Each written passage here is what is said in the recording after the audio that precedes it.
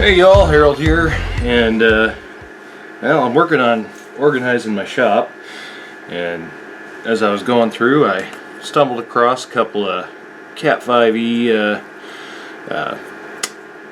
jacks, wall jacks, and I had this cool idea for making a little coupler to throw in your tech bag, your gear bag, when you're going out and about to jobs, and for some reason you might need a crossover cable. So instead of making a crossover cable to keep separate in your bag, you could take some junk wire. So this one has an end missing, and two of these little keystones, and build your own little crossover coupler. Because wherever you go, you're gonna find regular straight through cable, regular patch cable. I shouldn't say straight through, but regular patch cable. And I probably want a little bit more length than that. So you can connect two regular patch cables to either side of this, and it'll do the cross for you. So I'm going to go ahead and just cut off a little bit of length there, and grab our wire stripper here, and we'll actually take all of our wires out. We're going to be going over such a short distance, shouldn't make a difference. So if you wanted to make one of these and didn't have the parts, handy, you can pick these up for I think about $2.50 each at your local hardware store. And they'll come with this little plastic punch down tool. I'm not going to use it, but it has one. We're going to use a regular old punch down tool. So for this, you just need, you really don't even need these wire strippers for this. You need to be able to get that sheathing off. And some electrical tape when you're done. And what's cool about these, if you really want to do it up nice, I just found these laying around, so I don't have them. But they have caps that go over the top, so it is flush all the way back. So what you could do, if you wanted to make it look really clean, you could file down these little nubs on the top that latch into your faceplate, and pry this off, file it down, and file down this back piece. So it's one square, well, I guess rectangle, one total rectangle that will look pretty slick all said and done. And we're just going to use some electrical tape to bind everything up together when we're done. So the way we need to wire it, on the sides here, you'll see they're labeled A and B. Standard patch cables are wired as B, and your crossovers are typically labeled as A. So what we need to do is wire one of these as a B and one of these as an A.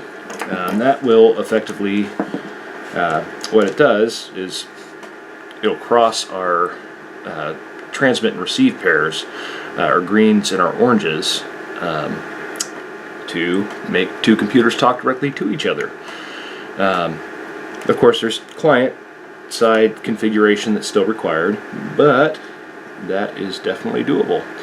So let's go ahead and get started here. I'm going to go ahead and get our orange in our orange, and our white orange in our white orange. And you can get these keystones in a couple different colors. The standards are, of course, white or an off-white, or maybe a beige. I think it's kind of neat though, since I found these orange ones. Orange seems like a cool color, just so you know it's different. And so if you're using a real punch down tool, you want to make sure the cutting edge, the sharp edge, is pointed outward. Otherwise, you're going to have to do this over again. These do not have a cut edge, so once you do the actual punch, you're going to have to manually go and trim these off. Alright, so that side's done there, and let's go ahead and get our browns on these. So we got a white brown and a brown.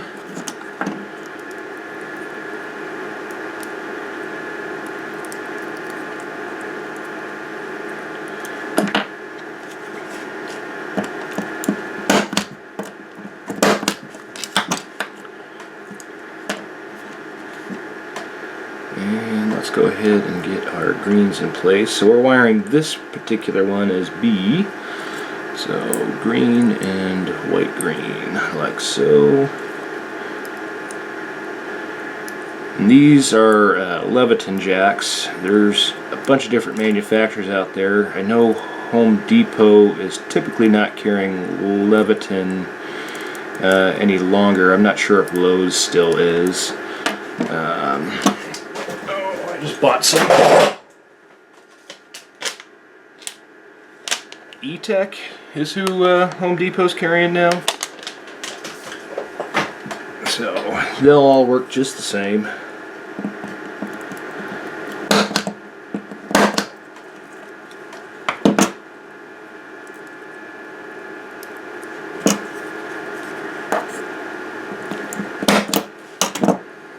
Alright. And for our blues.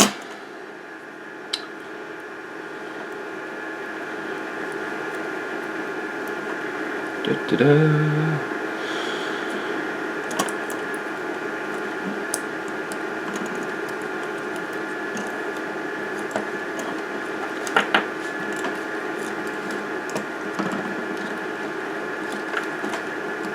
Get our white glue in there.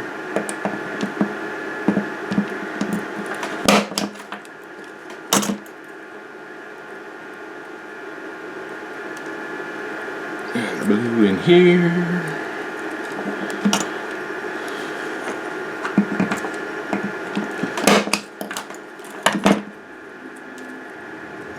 Alright, and so we're just going to marry this up on the back side here. And we're going to wire this one as an A. So let's start with our greens. And we're going to want this as tight as possible, so we want to get everything lined out. And we got way too much extra wire here. That's alright. And we want to leave it twisted as much as possible. So we're just untwisting up until the point that we need. Alright. So there's our white, green, and our green in our A configuration.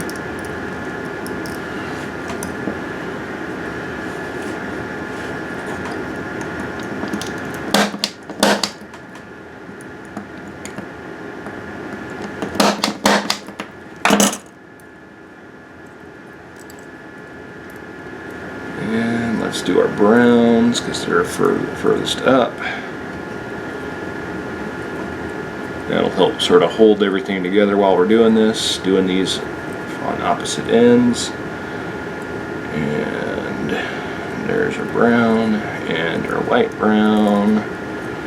Sort of get them nested in there. And go ahead and punch.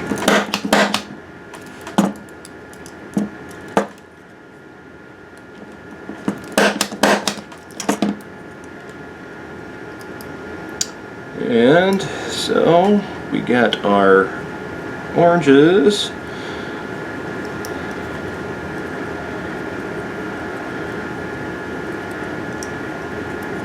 And we'll get you laid out right there and right there.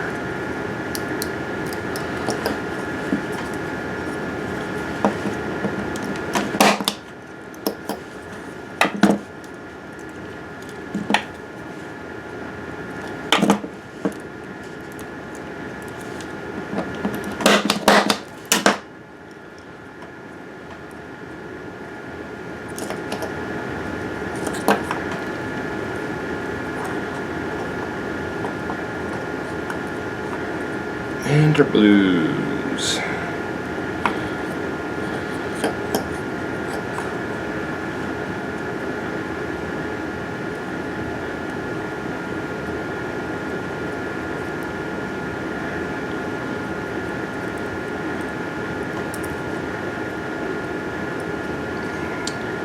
blue there, white to blue here. Let's get that blue in. White blue. Start in there.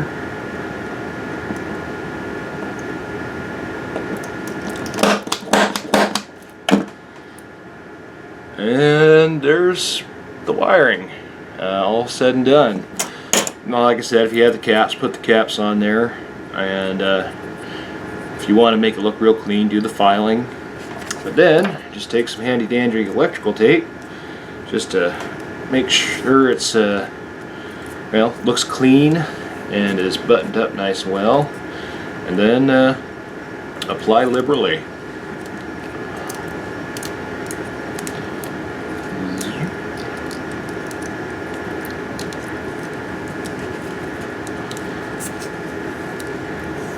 There's probably some shrink tubing out there that's large enough to go around all this. That would probably work just as well and look better. This is just a quick and simple way, with parts laying around, if you got them and want to have something to toss in the bag when you're going out to client sites, just to have on hand without having to carry another cable and then worry about the cable length later down the road. You can just take this guy. Oh, that's ugly as sin without the caps and everything. When you take this guy with you, and it doesn't really matter, whatever lengths of cable are on site, however you have in your bag, you plug into either side, and that's all there is to that. So, I guess just to prove that it works, I'll get it hooked up to two machines here and do a file transfer. So, what we've got is MacBook Air with its gigabit adapter plugged into the crossover coupler, plugged into this wire that's hooked into this test bench, and we'll go ahead and turn Wi-Fi off on the MacBook and open our network preferences. So you're not going to get an IP address because there's no DHCP running on either of these machines, so you're really going to have to go in and manually configure your adapters, which is typical in a crossover type situation. So let's come over here and say use this IP address on the Windows box, and we'll say 192.168.1.1, and it doesn't really matter what the default gateway is because it doesn't matter. Don't care about DNS because we're just using this for direct file transfer. And we'll go ahead and say OK, and over here we're going to manually configure our Thunderbolt Ethernet to 192.168.1.2, 255.255.255.0, 192.168.1.1, since we made that our gateway over there, or yeah, our gateway over there.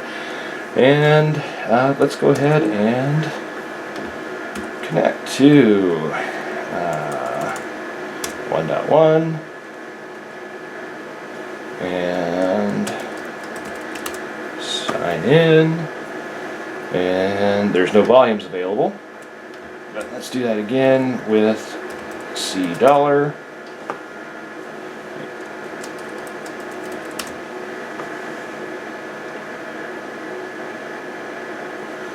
Nope, doesn't like that. So let's do it from here. Oh. I think I've got something shared. There we go.